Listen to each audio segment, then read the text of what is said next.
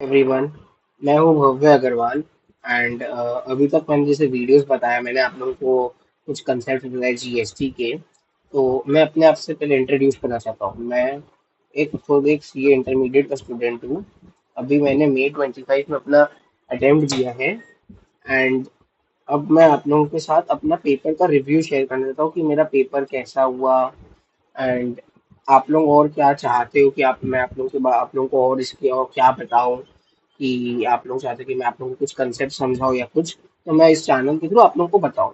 तो ज़्यादा टाइम नहीं वेस्ट करते हैं, मैं सीधा पेपर रिव्यू की तरफ जाता हूँ। तो मैंने ग्रुप वन ग्रुप टू दोनों ही दिया साथ में। मेरा फर्स्ट अटेम्प्ट था एंड मैं चाहता हूँ कि यही मेरा लास्ट अटेम्प्ट हो। तो हम पेपर को रिव्यू करेंगे तीन बेसिस पे। एमसीक्यू कैसे थे, डिस्क्रिप्टिव पोर्शन कैसे थे, और उनका लेंथ भी कैसा था। तो सबसे पहले अगर देखिए एम पेपर वन जो था रहता है हमारा एडवांस अकाउंटिंग। एडवांस अकाउंटिंग जो रहता है वो यूजुअली थोड़ा इजियर भी रहता है। यूजुअली इजी की तरफ ही रहता है क्योंकि हमें उसके लिए प्रिपेयर करने के लिए भी बहुत टाइम मिल जाता है एंड तो अगर उसका एमसीक्यू के बारे में चले, सबसे पहले अगर एमसीक्यू के बारे में बात करें, एमसीक्यू मेरे को डिफिकल्ट भी नहीं लगा बट इजी भी नहीं था। तो मैं इसको मॉडरेट देना चाहूंगा एम से। Descriptive portion was very easy क्योंकि अगर अपने इसको देखा जाए तो क्वेश्चन वन से लेकर सिक्स में कुछ डिफिकल्ट नहीं था। एक बच्चा जो कि अगर ढंग से क्लासेस करे और ढंग से सिर्फ मॉड्यूल आईसीए का मॉड्यूल पढ़े तो भी वो आराम से कर सकते हैं। कंसोलिडेशन का क्वेश्चन भी हमारे पेपर में तो कोई टफ आया नहीं था। लेंदी की तरफ हम बोल सकते हैं कि हाँ, पेपर थोड़ा सा ज्यादा लेंदी था। अब आते हैं कॉर्पोरेट एंड अदर लॉ के। सबसे पहले तो चीज कॉर्पोरेट एंड अदर लॉ में MCQs are very very easy. हम कोई भी आराम से उस एमसीक्यूज में 20 से 25 नंबर ला सकते हैं। अब डिस्क्रिप्टिव पोर्शन को अगर हम बोलना चाहें तो टफ नहीं बोल सकते बट उसको इजी भी नहीं बोलेंगे।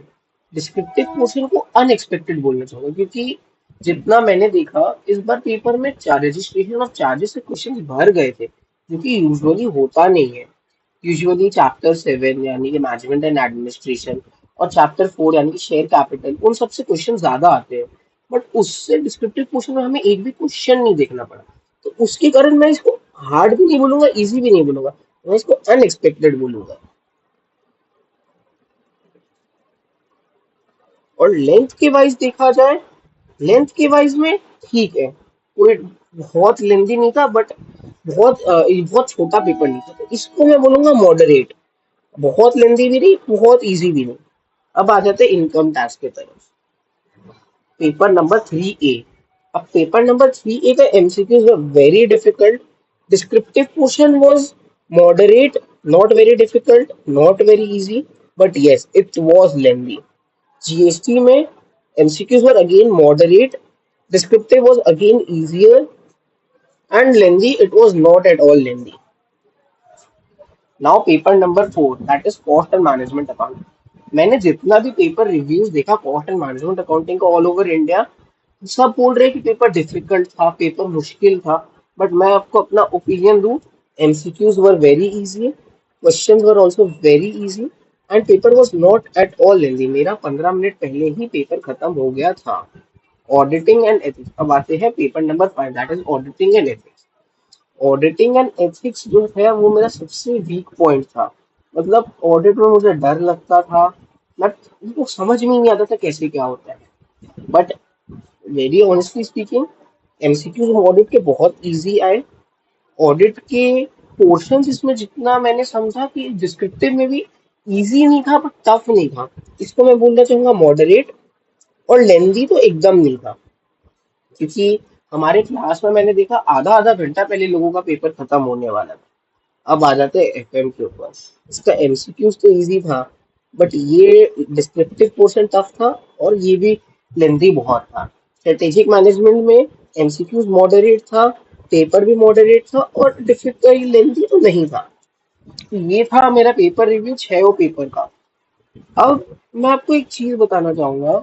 मैंने पिछले 3 अटेम्प्ट्स के पेपर भी देखे और उससे मेरे को ये अटेम्प्ट क्यों डिफरेंट लगा, बस क्योंकि इस अटेम्प्ट में मैंने जहां तक देखा पेपर बहुत अनएक्सपेक्टेड पोर्शन से आ रहे थे। जो पोर्शन अनटच्ड रहते हैं, बच्चे जो कि टच ही नहीं करते, बोलते कि ठीक है ये तो सिंपल पोर्शन है, उन सबको उतना नहीं पढ़ेंगे। पेपर पूरा वही पोर्शन से आते हैं, पेपर मैक्सिमम उन सब क्वेश्चन से आ रहे हैं। तो ये चीज मैंने ऑब्जर्व किया मे 25 के में। और मैं इससे सिर्फ एक ही चीज समझा कि कभी भी कुछ छोड़ो मत। आपके पास चाहे 1.5 दिन हो, चाहे आपके पास कुछ भी हो, आप छोड़ो मत। चाहे अपना नींद खराब कर लो, कुछ भी कर लो, क्योंकि मैं आपको बताता हूँ एक चीज। अटेम्प्ट बार बार लगता जाएगा, बट आपका जो कॉन्फिडेंस है ना, वो सिर्फ एक ही बार में रहता है। इसीलिए मैं बोलना चाहूंगा पेपर इस बार का मैं इसको बहुत अच्छी कैटेगरी का समझूंगा, क्योंकि पिछले 3 अटेम्प्ट से पेपर बहुत डिफरेंट आया, बहुत अनएक्सपेक्टेड आया, और बहुत ही बढ़िया क्वेश्चन पेपर्स आए थे। इजी भी नहीं थे, डिफिकल्ट भी नहीं थे, बट बहुत बढ़िया अनएक्सपेक्टेड क्वेश्चन जो कि आज तक भी आईसीएसई चेक ही नहीं करता है, उन सब पोर्शन से बहुत सारे क्वेश्चन। तो ये था मेरा पेपर रिव्यू सीए इंटर मे 25 के बारे में। आई होप आप लोगों को बहुत अच्छा लगा होगा। अगर आप लोगों को अच्छा लगा तो please don't forget to like share and subscribe. और अगर आप लोगों को चाहते हैं कि मैं आप लोगों को और कुछ बताऊं या अपना एक्सपीरियंस शेयर करूं, तो प्लीज आप मेरे को बताइएगा, कमेंट करिएगा। मैं पक्का उसके ऊपर भी वीडियो बनाऊंगा। मैं इस वीडियो में 10 लाइक्स का टारगेट रखता हूँ। Thank you so much everyone.